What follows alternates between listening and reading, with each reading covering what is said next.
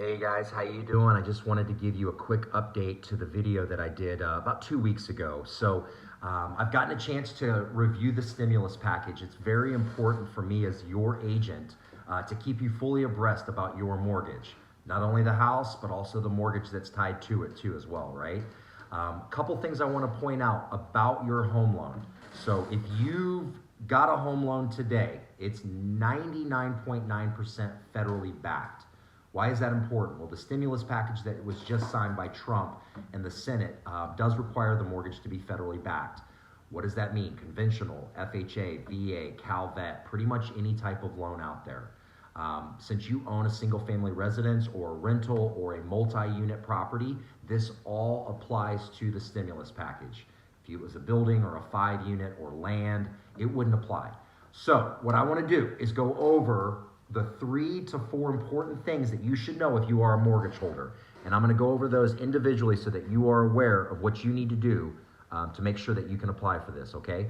What I want to let you know is this is going to be, if you have a mortgage and you're having troubles paying it, I'm going to give you the best insight to what you can do. Okay, number one, we've established that the mortgage is federally backed. So that's the first and foremost, most important thing that we need to do. Secondly, do not stop making the mortgage payment. That's first and foremost. I know you may have heard stories in the past. Don't pay your mortgage and then you'll get a better chance to get any type of strategy for your mortgage. That's not the case. In this scenario, what I'd like you to do is keep trying to make your payment. If you already paid March, great. If April's now coming due here in about a day, hold on that because you've got 2 weeks before it's a late fee.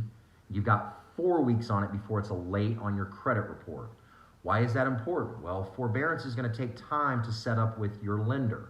So as long as you don't stop making your mortgage payment, that's number one.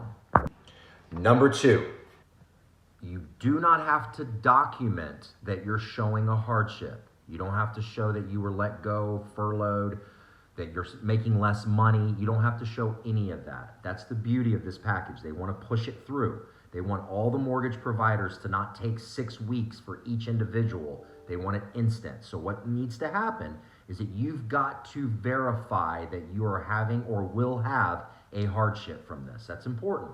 You don't have to prove it, just show it by saying it or indirectly showing that you're going to have it. Job loss, job cut hours, something like that. So it's very important. If you owned a building or a 5-unit, you would have to prove the financial hardship. So this is good. You only have to kind of tell them about that. So that's number two. Number three, this is important. You can get up to 4 months forbeared. That's forbearance, meaning you can delay 4 months of your future mortgage payments to be paid. Doesn't count as a credit hit, doesn't count as any type of forbearance on your credit report that shows any issues. It literally is just delaying the mortgages at the end of your loan.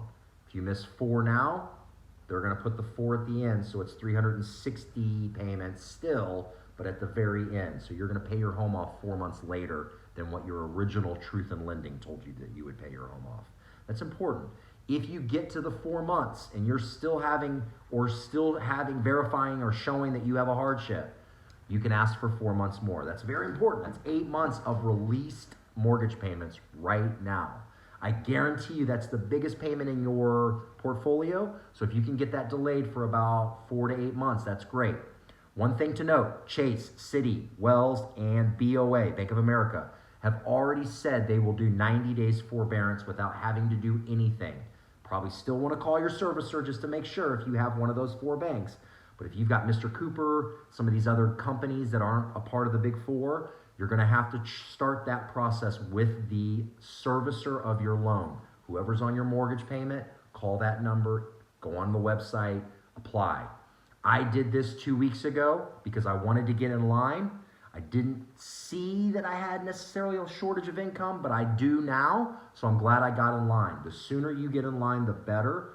Also, this is very important. Do not stop making your mortgage payment until the lender tells you you are in the forbearance. You are confirmed, not just starting it, but confirmed. If you miss your mortgage payment after 30 days, it's going to take a lot to get that mortgage payment loss off your credit or late off your credit. So just be careful with that, okay?